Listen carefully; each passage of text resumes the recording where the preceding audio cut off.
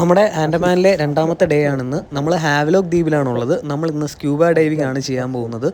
നമ്മൾ രാവിലെ 6 മണിയുടെ സ്ലോട്ടാണ് ചൂസ് ചെയ്തത്. അപ്പോൾ 5:45 ആയപ്പോഴേ നമുക്ക് വണ്ടി വന്നു. എന്നിട്ട് ഡൈവ് കളേഴ്സ് എന്ന് പറയുന്ന നമോ ബീച്ചിലുള്ള ഒരു ടീമിൻ്റെ അടുത്താണ് ഞങ്ങളെ കൊണ്ടെത്തിച്ചത്. ഹാവ്ലോക്കിൽ സ്കൂബ ചെയ്യുന്നവരൊക്കെ ഈ നമോ ബീച്ചിൽ വന്നിട്ടാണ് ചെയ്യാറുള്ളത്. ഇവിടെ ഒരു റെഡ് പില്ലർ എന്ന് പറഞ്ഞൊരു പോയിന്റ് ഉണ്ട്.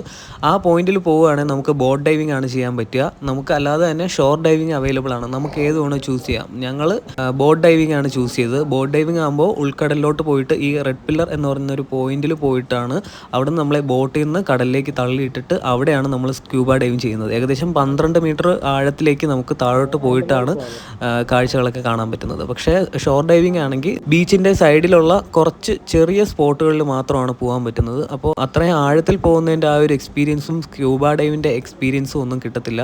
അതുകൊണ്ടാണ് ഞങ്ങൾ ബോട്ട് ഡൈവിംഗ് തന്നെ ചൂസ് ചെയ്തത്.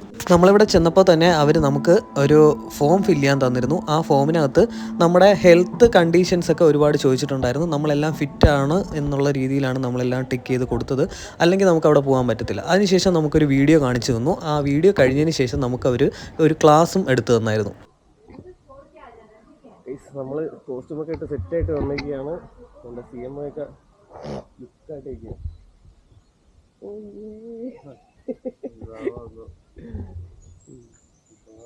ക്യാമറ കൊണ്ടുപോകുന്നില്ല, കാരണം കൊണ്ടുപോയി കഴിഞ്ഞാൽ റിസ്ക്കാണ്. വെള്ളം കയറും, ഇല്ലെങ്കിൽ എവിടെന്നെങ്കിലും കടലിൽ പോകും. അതുകൊണ്ട് കൊണ്ടുപോകുന്നില്ല നമ്മൾ. ഷോർ ഡൈവിങ്ങിന് 3000 രൂപയും ബോട്ട് ഡൈവിങ്ങിന് 4000 രൂപയാണ് ചാർജ്.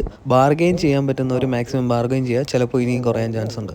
നമ്മൾ സാധനങ്ങളെല്ലാം വെച്ച് കോസ്റ്റ്യൂമൊക്കെ ഇട്ടിട്ട് നേരെ ബീച്ചിലേക്ക് പോയി. ബീച്ചിൽ നമുക്ക് ഏകദേശം ഒരു 1.5-3 മണിക്കൂറോളം തന്നെ ക്ലാസ് ഉണ്ടായിരുന്നു. ക്ലാസ്സൊക്കെ കഴിഞ്ഞിട്ട് നമ്മളെ ബോട്ടിൽ കയറ്റി റെഡ് പില്ലർ എന്ന പോയിന്റിലേക്ക് കൊണ്ടുപോയി. ഞങ്ങൾ 3 പേരും പിന്നെ കൂടാതെ ഒരു 2 പയ്യന്മാരുണ്ടായിരുന്നു. അങ്ങനെ 5 പേരായിരുന്നു ഞങ്ങളുടെ കൂടെ ടോട്ടൽ ഉണ്ടായിരുന്നത്.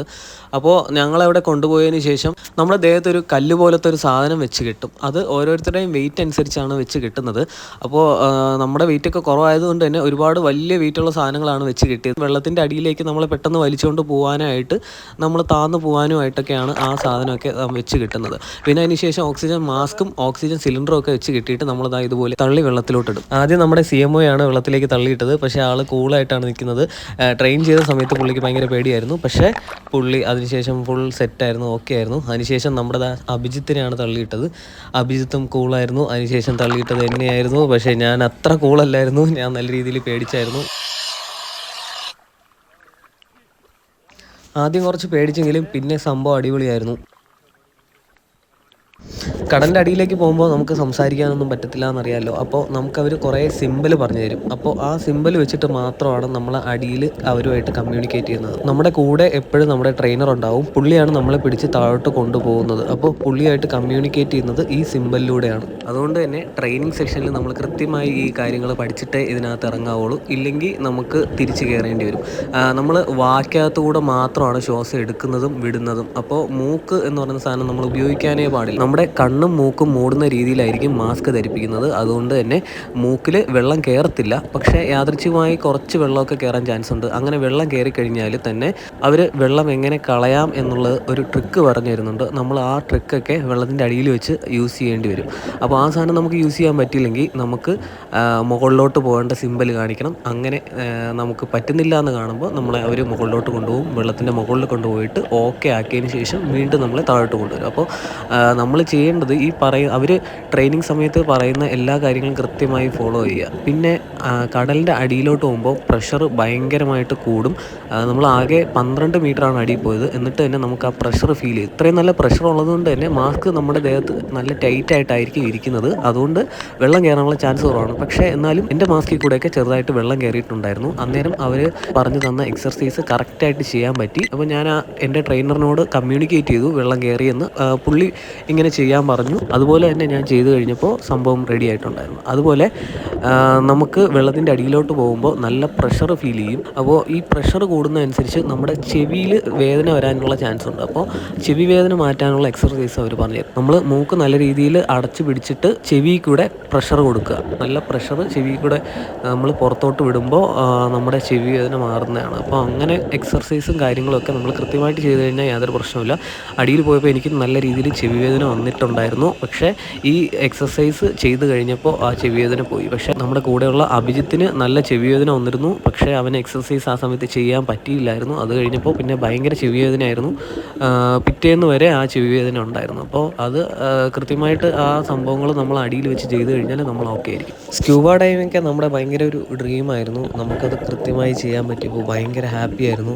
കടലിൻ്റെ അടിയിലുള്ള ആ ഒരു ലോകം നമ്മൾ ഇത്രയും അടിയിൽ പോയി കാണുക എന്ന് പറഞ്ഞാൽ ഭയങ്കര വലിയൊരു സംഭവമായിട്ട് ഫീൽ ചെയ്തു. നമുക്കത് ഒരുപാട് ഇഷ്ടപ്പെട്ടു. നമ്മൾ ആദ്യമായിട്ടാണ് ഇങ്ങനെ പോകുന്നത്.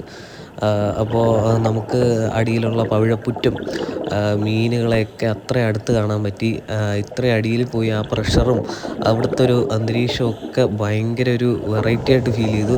സ്ക്യൂബ ഡൈവ് ചെയ്യുമ്പോൾ നിങ്ങൾ ബോട്ട് ഡൈവിങ് തന്നെ ചെയ്യാൻ ശ്രമിക്കുക. കാരണം അതിൽ മാത്രമാണ് ആ ഒരു എക്സ്പീരിയൻസ് കിട്ടുന്നത്. കടലിൻ്റെ ഒരു പ്രഷറും കടലിൻ്റെ ഒരു അത്രയും ആഴത്തിലുള്ള ഒരു ആംബിയൻസും ഒക്കെ അറിയണമെങ്കിൽ നിങ്ങൾ ബോട്ട് ഡൈവിങ് തന്നെ ചെയ്യണം. ഷോർ ഡൈവിങ് സത്യത്തിലൊരു ഉഡായിപ്പ് സെറ്റപ്പാണ്, ചെറിയ സെറ്റപ്പാണ്. പേടിയുള്ളവർക്കും പ്രായമായവരൊക്കെയാണ് അതിനകത്ത് വെച്ച് ചെയ്യിക്കുന്നത്.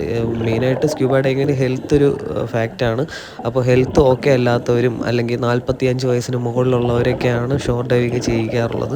നിങ്ങളുടെ ഹെൽത്ത് ഓക്കെ അല്ല, ബ്രീത്തിങ് ഇഷ്യൂസ് ഉണ്ട്, അങ്ങനെ കുറേ കണ്ടീഷൻസ്, നിങ്ങൾക്ക് ഏജ് കൂടുതലാണ്, അല്ലെങ്കിൽ നിങ്ങൾക്ക് കടൽ നല്ല പേടിയാണ്, വെള്ളത്തിലിറങ്ങാൻ പേടിയാണ്, അങ്ങനെയുള്ളവർക്കൊക്കെ ഷോർ ഡൈവിങ് ചെയ്യാം. ഷോർ ഡൈവിങ്ങിലും നമുക്ക് ഏകദേശം കാഴ്ചകളൊക്കെ കാണാൻ പറ്റും.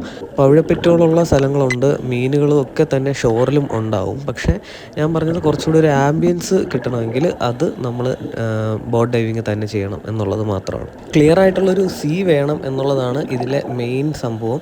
അപ്പോൾ നമ്മൾ ചൂസ് ചെയ്യുമ്പോൾ ഇയർലി മോർണിംഗ് ചൂസ് ചെയ്യുക. മോർണിംഗ് ചൂസ് ചെയ്യുമ്പോൾ തന്നെ മഴ ഇല്ലാത്ത നല്ല തെളിഞ്ഞ അന്തരീക്ഷമുള്ള ടൈമാണ് കൂടുതലും ചൂസ് ചെയ്യേണ്ടത്. ഇല്ലെങ്കിൽ നമുക്ക് അത്രയും വെട്ടം കിട്ടത്തില്ല. കടലിൻ്റെ അടിയിലോട്ട് നമ്മൾ ഒരുപാട് പോകുമ്പോഴേക്കും വെട്ടം വളരെ കുറവായിരിക്കും. അപ്പോൾ നമുക്ക് ആ ഒരു കാഴ്ചയുടെ ഭംഗി വളരെ കുറവായിരിക്കും. എപ്പോഴും നമ്മുടെ ക്ലൈമറ്റാണ് ഇമ്പോർട്ടൻ്റ് ആയിട്ടുള്ള ഒരു ഫാക്റ്റ്. പിന്നെ മഴയും കാര്യങ്ങളൊക്കെ ആണെങ്കിൽ തന്നെ സ്ക്യൂബ ഡൈവിങ് ചിലപ്പോൾ അവർ ക്യാൻസൽ ചെയ്യാനും ചാൻസ് ഉണ്ട്. ഈ പവിഴപ്പുറ്റുകളിലൊന്നും നമ്മൾ ഒരിക്കലും തൊടാൻ പാടില്ല എന്നവർ പറയും. കാരണം നമുക്ക് എന്തെങ്കിലും ചൊറിച്ചിലും കാര്യങ്ങളൊക്കെ ഉണ്ടാവാൻ ചാൻസ് ഉണ്ട്. അപ്പോൾ അതുകൊണ്ട് തന്നെ നമ്മളൊന്നിലും തൊടാൻ പാടില്ല. ഞങ്ങളൊക്കെ തൊടാനിങ്ങനെ ശ്രമിക്കുമ്പോൾ അവർ കൈകൊണ്ട് തട്ടി മാറ്റാറായിരുന്നു പതിവ്. ആൻഡമാനിലൊക്കെ നമ്മൾ വന്നു കഴിഞ്ഞാൽ ഉറപ്പായിട്ടും നമ്മൾ സ്ക്യൂബ ഡൈവ് ചെയ്തിരിക്കണം. കാരണം ഇവിടെയൊക്കെ പവിഴപ്പുറ്റ് ഒരുപാടുണ്ട്. ഈ നമ്മൾ പോകുന്ന ഈ റെഡ് പില്ലർ എന്ന് പറയുന്ന സ്പോട്ട് സുനാമിക്ക് ശേഷമാണ് ഉണ്ടായതെന്നാണ് അവർ പറയുന്നത്.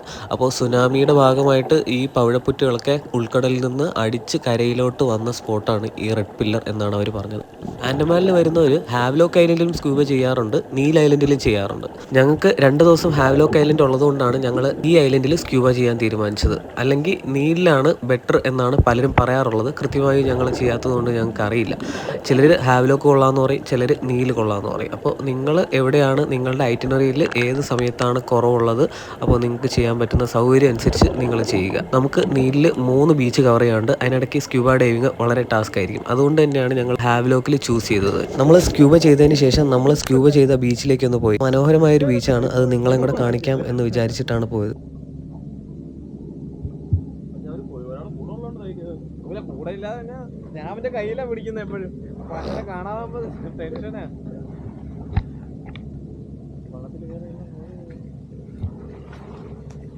ഇവിടെ ഇത്തിരി വെള്ളം ഇല്ലായിരുന്നല്ലോടാ വന്നപ്പോ. നമ്മൾ ഇതുവഴി വന്നു. ഇങ്ങനെ വരും.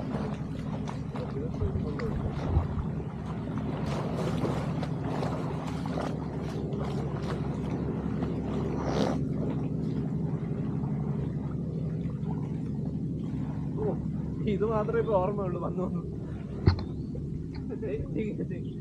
അവനെ ഫോട്ടോ എടുക്കാൻ വേണ്ടിട്ട്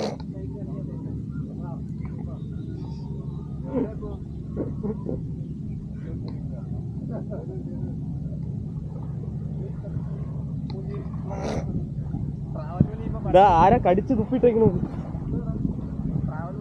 ഈ സാധനം അറിയാമോ നമുക്ക്?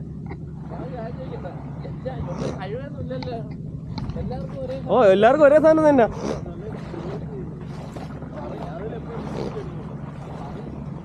അതിൽ മുക്കിയിട്ട് എടുക്ക. അല്ലെങ്കിൽ ഈ ലോകത്തുള്ള എല്ലാമാരും ഇതിൽ തന്നെ ചെയ്യുന്നു.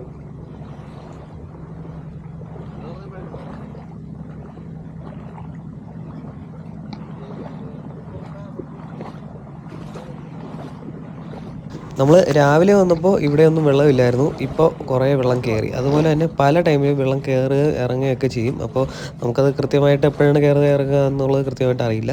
അപ്പോൾ ബീച്ചിൻ്റെ സൈഡിലൊക്കെ നമ്മൾ എന്തെങ്കിലും സാധനങ്ങൾ വെക്കുകയാണെങ്കിൽ എപ്പോഴാണ് വെള്ളം കയറുന്നത് ഇറങ്ങുന്നത് എന്നൊന്നും പറയാൻ പറ്റത്തില്ല. അതുകൊണ്ട് തന്നെ സൂക്ഷിച്ച് കണ്ടും കാര്യങ്ങളൊക്കെ ചെയ്യുക. രാവിലെ വന്നപ്പോൾ ഇവിടെ ഒരു ലോഡ് ആളായിരുന്നു. ഇപ്പോൾ എല്ലാവരും സ്ക്യൂബയൊക്കെ ചെയ്തിട്ട് തിരിച്ചു പോയി. ഇപ്പോൾ കുറച്ച് പേര് മാത്രമാണ് ഈ ബീച്ചിലുള്ളത്. വളരെ ഭംഗിയാണ് ഈ ബീച്ച്. അതുകൊണ്ട് തന്നെയാണ് ഈ ബീച്ച് നിങ്ങളെ കാണിക്കാമെന്ന് വിചാരിച്ചത്.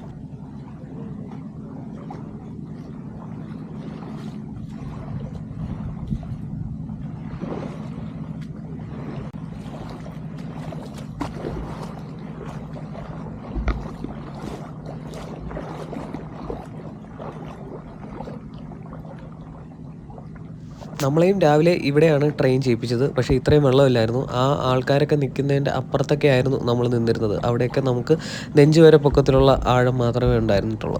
നമുക്ക് സ്ക്യൂബ ഡൈവിങ്ങിന് ഒരിക്കലും നീന്തൽ അറിയണമെന്നില്ല. നീന്തൽ അറിയുന്നവരടുത്ത് അവർ പറയുന്നത് ഒരിക്കലും നിങ്ങൾ നീന്തരുത് എന്നാണ്. അതുകൊണ്ട് തന്നെ നീന്താൻ അറിഞ്ഞുകൂടാ, എനിക്ക് സ്ക്യൂബ ചെയ്യാൻ പറ്റത്തില്ല എന്നൊന്നും നിങ്ങൾ പറയേണ്ട ആവശ്യമില്ല. കാരണം നീന്തലുമായി സ്ക്യൂബ ഡൈവിങ്ങിന് യാതൊരു ബന്ധവുമില്ല.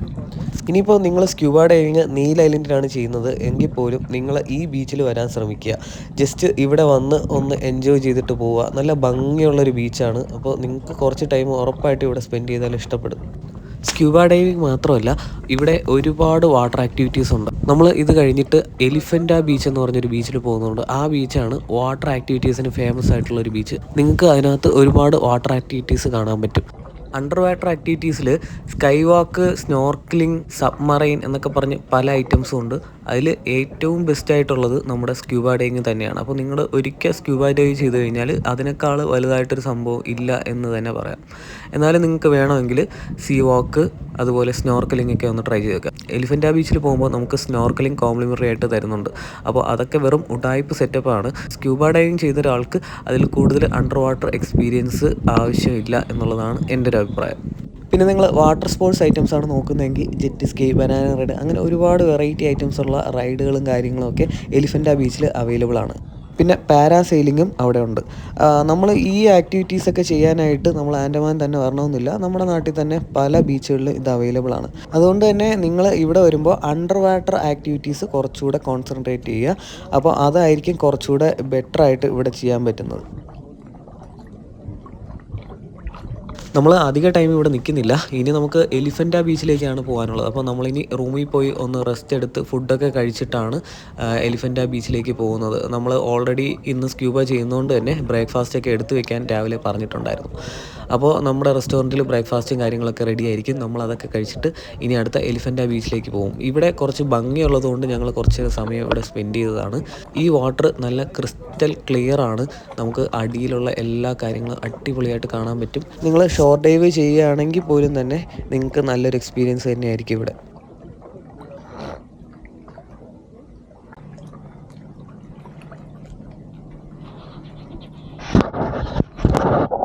ക്യാമറ ഗ്യാരണ്ടി ഇല്ലാത്തതുകൊണ്ട് തന്നെ നമ്മൾ അധികം വെള്ളത്തിലിടുന്നില്ല.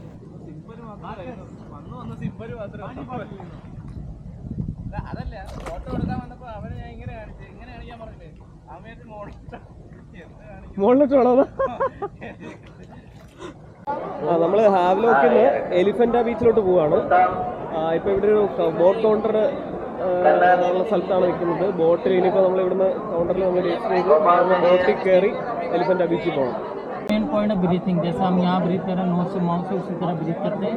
हर एक के साथ एक ड्राइवर रहता है जो आपको गाइड करता है. एक फोटोग्राफर रहेगा जो आपके हर मोमेंट का under water photo video shoot करेगा. और under water photo video complimentary रहता है. प्राइस होगा 3,800 रुपीज़ पर पर्सन.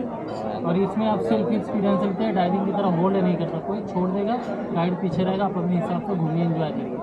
ठीक है, आप डांस करना, जो भी एंजॉय करना, अंडर वाटर जो भी पोजेज है ना. कितना टाइम है अंडर वाटर 15 से 20 मिनट रहता है. Total duration time 40 to 45 minute. How can we walk like this? They will hold like that?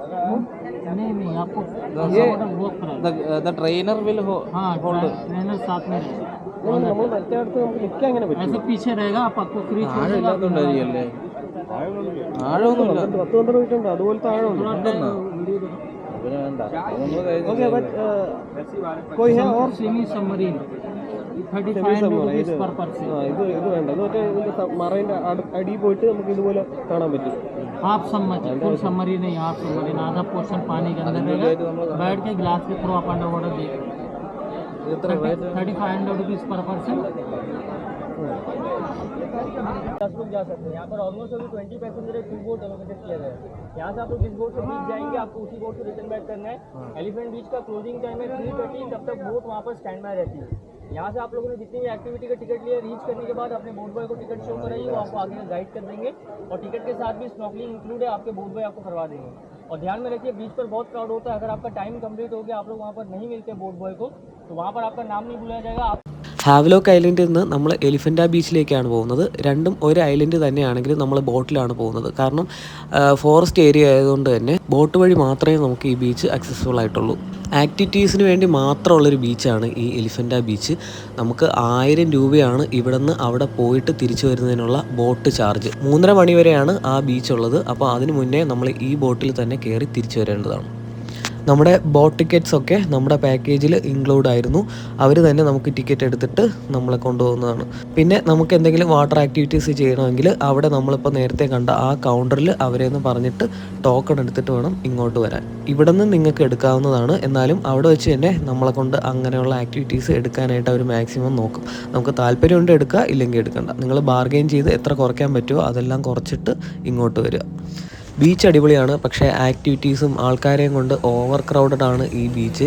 അപ്പോൾ സമാധാനപരമായിട്ടിരിക്കാനോ അങ്ങനെയുള്ള ഉദ്ദേശത്തിൽ ഇവിടെ വരരുത്.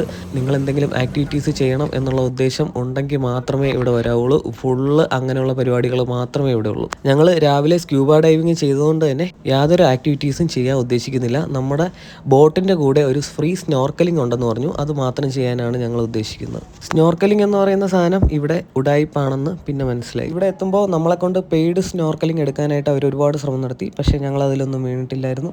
ഞങ്ങൾ ഫ്രീ മാത്രം മതി എന്ന് പറഞ്ഞിട്ട് നേരെ പോയി.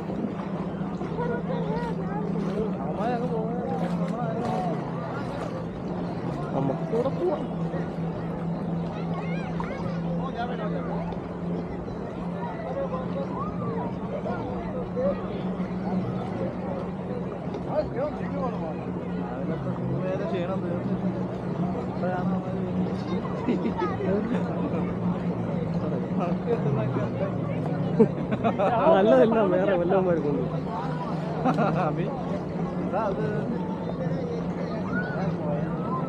ബാബാ ഒന്ന് അങ്ങോട്ടോ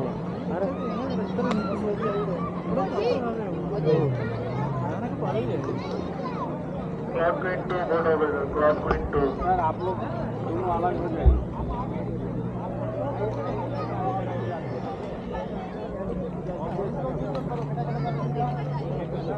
गाइड एंड लोग पकड़ लीजिए.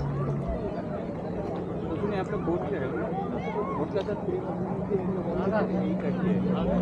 ठीक है. कॉम्प्लीमेंट्री खाली पहले दिया है, ट्रेनिंग के लिए दिया जाता है. आपको आगे जाने से पहले एक चीज थोड़ा देखने मिलेगा.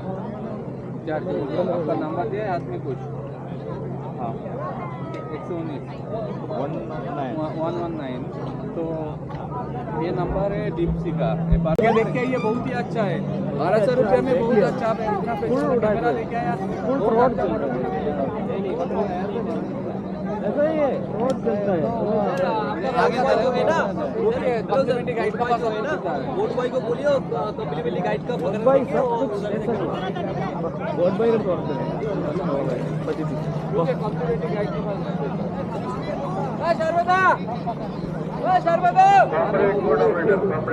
शर्मदा ഇനി അവനെ ഞാൻ അവിടെ പോയി ഇവിടെ സംഭവിച്ചത് എന്താണെന്ന് വെച്ച് കഴിഞ്ഞാൽ സ്നോർക്കലിന് നമ്മൾ പേയ്മെൻറ്റ് കൊടുക്കണമെന്ന് പറഞ്ഞു. അങ്ങനെ ഞങ്ങൾ പറ്റത്തില്ല എന്ന് പറഞ്ഞിട്ട് തിരിച്ചു വരുന്നതാണ് ഈ ഒരു രംഗം. സത്യത്തിൽ കോംപ്ലിമെൻ്ററി ആണെന്ന് പറയുമെങ്കിലും ഇവർ നമ്മളെ കൊണ്ട് മാക്സിമം ഫോഴ്സ് ചെയ്യിപ്പിച്ച് പെയ്ഡ് സ്നോർക്കലിംഗ് ചെയ്യാൻ ശ്രമിക്കും. പുതിയത് കിട്ടിയപ്പോഴേ എനിക്ക് തോന്നി എന്തെങ്കിലുമൊക്കെ നടക്കും. ഇവിടെ വരെ കുളിക്കാവാ അവൻ്റെ തല തൂക്കാൻ എവിടെ വരെ കോംപ്ലിമെന്ററി എന്താ പറഞ്ഞത് അവിടെ പോകും. കോംപ്ലിമെന്ററി അവിടെ ഇവിടം വരെ ഇതാണ് ഈ കാണുന്നതിന്റെ കോംപ്ലിമെന്ററി.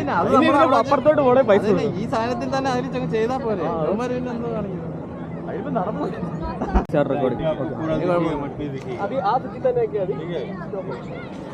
നമ്മുടെ മുനീർജി സ്നോർക്കലിംഗ് ചെയ്യാൻ പോവുകയാണ്. കോംപ്ലിമെൻ്ററി സ്നോർക്കലിംഗ് ചെയ്യുകയാണ്. बड़ा नाक से मुँह से थोड़ा आगे लेता है, इसमें कोरल भी दिखिए, मट्टी भी दिखिए. ठीक है, वीडियो बनाने बना देते ഇവരെ ഷാമ്പു വെച്ചേക്കുന്നത് ഇത് കഴുകാനാ, ഓരോരുത്തരും വായിടുകയല്ലേ അതിനുശേഷം. അങ്ങനെ അല്ലല്ലോ നീ പറഞ്ഞത്.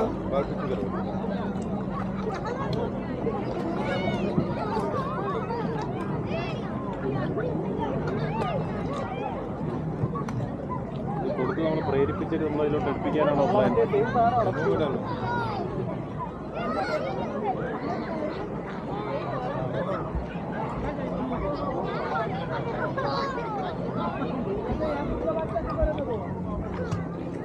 ഇവിടെ ബോട്ടിൻ്റെ കൂടെയുള്ള കോംപ്ലിമെൻ്ററി സ്നോർക്കലിംഗ് വെറും ഉഡായിപ്പാണ്. ജസ്റ്റ് നമുക്കൊരു ഗ്ലാസ് തരും, ഒരു ഓസ് തരും. ഈ ഓസ് നമ്മുടെ വായ്ക്കകത്ത് വെച്ചിട്ട് നമ്മൾ എയർ വലിച്ചെടുക്കണം. ഓസിൻ്റെ ഒരറ്റം വെള്ളത്തിൻ്റെ മുകളിലായിരിക്കും. നമുക്ക് ഓക്സിജൻ സിലിണ്ടറോ മാസ്കോ അങ്ങനെയുള്ള കാര്യങ്ങളോ ഒന്നുമില്ല. നമ്മൾ എയറിൽ നിന്ന് ശ്വാസം വലിച്ചെടുക്കുക എന്നുള്ളത് മാത്രമാണ്. വെറും ഉഡായിപ്പ് സെറ്റപ്പാണ്. പിന്നെ ഇതിനകത്ത് അടിയിലൊന്നും കാണാനൊന്നുമില്ല, ജസ്റ്റ് മണൽ മാത്രമാണ് കാണുന്നത്. നമ്മൾ പേയ്മെൻറ്റ് കൊടുത്താൽ മാത്രമാണ് നമ്മളെ ഇവർ ഉള്ളിലോട്ട് കൊണ്ടുപോകുന്നത്. അങ്ങനെ കൊണ്ടുപോയാൽ തന്നെ ഈ സ്നോർക്കലിംഗ് എന്ന് പറഞ്ഞൊരു സാധനം വലിയൊരു സംഭവമല്ല. സ്ക്യൂബ ഡൈവിങ്ങിൽ കാണുന്നത് പോലെ ഒന്നും കാണാൻ പറ്റത്തില്ല.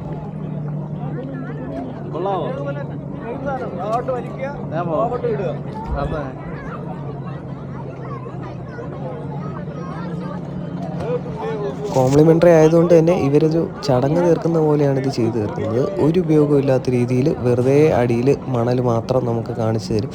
ഇതാണ് ഇവിടുത്തെ പരിപാടി. അതുകൊണ്ട് തന്നെ ഇത് ചെയ്യാതിരിക്കുന്നതായിരിക്കും ഉചിതം എന്നുള്ളതാണ് എൻ്റെ അഭിപ്രായം. ഇവരിവിടെ പല റേറ്റിൽ ആൾക്കാരെ കൊണ്ട് കൺവിൻസ് ചെയ്യിപ്പിച്ച് ഈ സ്നോർക്കലിംഗ് ചെയ്യിക്കുന്നുണ്ട്. 300 രൂപ മുതൽ 1000-2000 രൂപയൊക്കെയാണ് പലരെയും നിന്നും വാങ്ങുന്നത്. നിങ്ങൾ സ്നോർക്കലിംഗ് ചെയ്യണമെന്ന് അതിയായ ആഗ്രഹം തോന്നുന്ന ഒരാളാണെങ്കിൽ നിങ്ങളൊരു 300-400 രൂപ കൊടുത്ത് ഇത് ചെയ്യുക. ചെറിയൊരു സെറ്റപ്പാണ്. നമ്മളെ വെള്ളത്തിൻ്റെ അടിയിലൊന്നും കൊണ്ടുപോകത്തില്ല, വെള്ളത്തിൻ്റെ മുകളിൽ തന്നെ നിർത്തിയിട്ട് നമ്മളെ ഇങ്ങനെ കാണിക്കുന്ന ഒരു സെറ്റപ്പാണ്. മറ്റേ ഓക്സിജൻ സിലിണ്ടർ ഉണ്ട്, ഇതിൽ ഓക്സിജൻ ഇല്ല, നമ്മൾ വലിച്ചെടുക്കണം എന്നുള്ളത് മാത്രമേ ഉള്ളൂ. അങ്ങോട്ട് അവിടെ ആഴയില്ല, ഇത് കഴിഞ്ഞിട്ട് പോവാം, അവിടെ ആഴയില്ലല്ലേ. ഈ ബീച്ചിൽ വന്നിട്ട് നിങ്ങൾ വേറൊരു ആക്ടിവിറ്റീസും എടുക്കുന്നില്ല എങ്കിൽ നിങ്ങൾക്ക് ഇവിടെ ഒരു വേസ്റ്റ് ഓഫ് ടൈമാണ്. ഞങ്ങൾ പിന്നെ കുറേ നേരം ഇങ്ങനെ വെള്ളത്തിൽ കിടന്നു എന്നുള്ളത് മാത്രമാണ് ഇവിടെ ഞങ്ങൾ ആകെ ചെയ്തൊരു ആക്ടിവിറ്റി.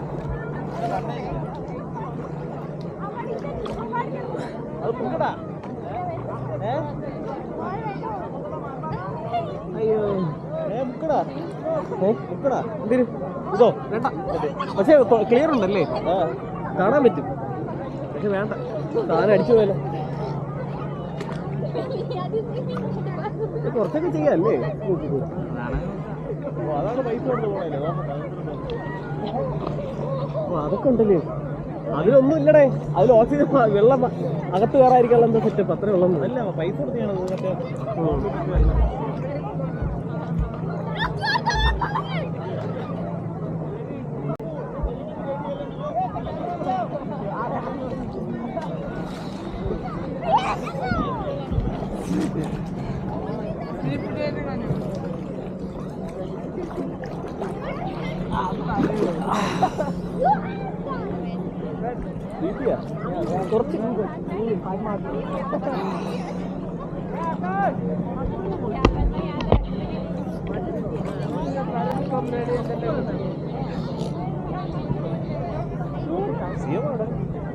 കുറച്ച് സീൻ വരും.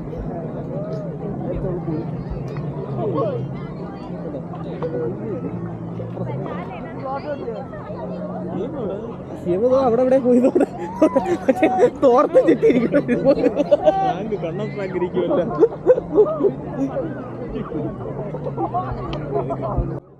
ബീച്ചൊക്കെ കാണാൻ നല്ല ഭംഗിയാണ്, പക്ഷേ ഓവർ ക്രൗഡഡ് ആണ് എന്നുള്ളതാണ് പ്രധാന പ്രശ്നം. പിന്നെ വെള്ളത്തിന് ആഴമില്ല, വെള്ളം പക്ഷേ നല്ല ക്രിസ്റ്റൽ ക്ലിയർ ആണ്.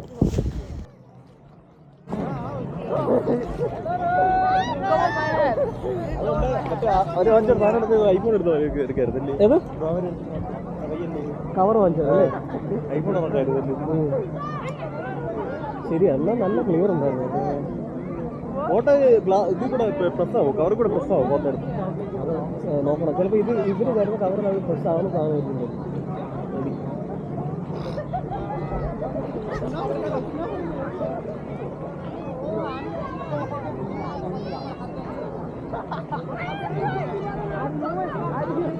എന്തോ എന്നാ പിടിച്ചോ, ഓണാണ്.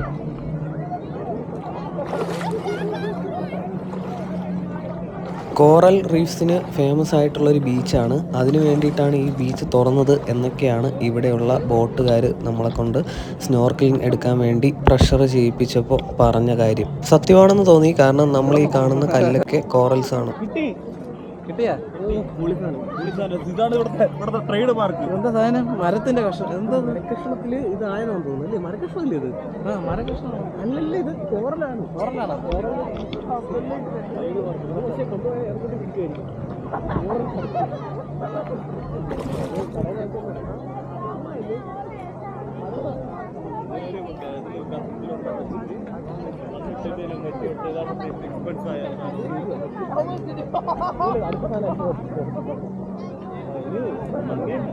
തടിയൊന്നുമില്ല.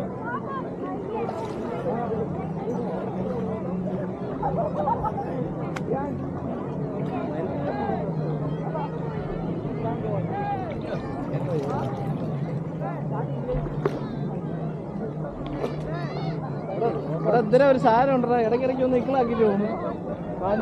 അങ്ങോട്ട് പോയി കിട്ടാതിരിക്കില്ല. എന്തോ ഒരു സാധനം വന്ന് ഇക്കളാക്കിട്ട് മെമ്മറി കുറവ്. ഇതിന്റെ അകത്ത് ഇട്ടോ കേട്ടോ, കുറവ്.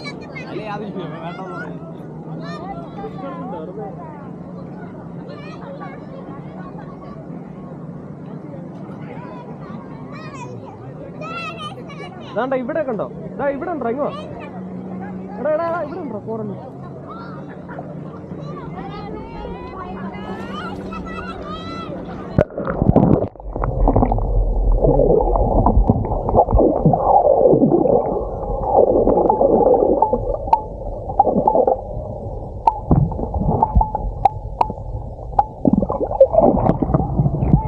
കിട്ടിയോ ഇല്ലേ എന്നുള്ളത് നമുക്ക് ക്യാമറ എടുത്ത് നോക്കാം.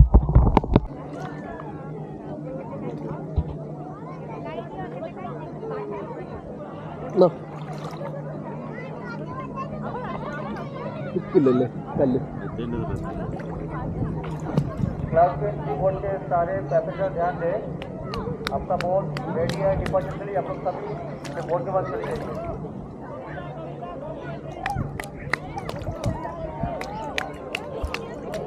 ഇത്രയൊന്നുമില്ല കേട്ടോ.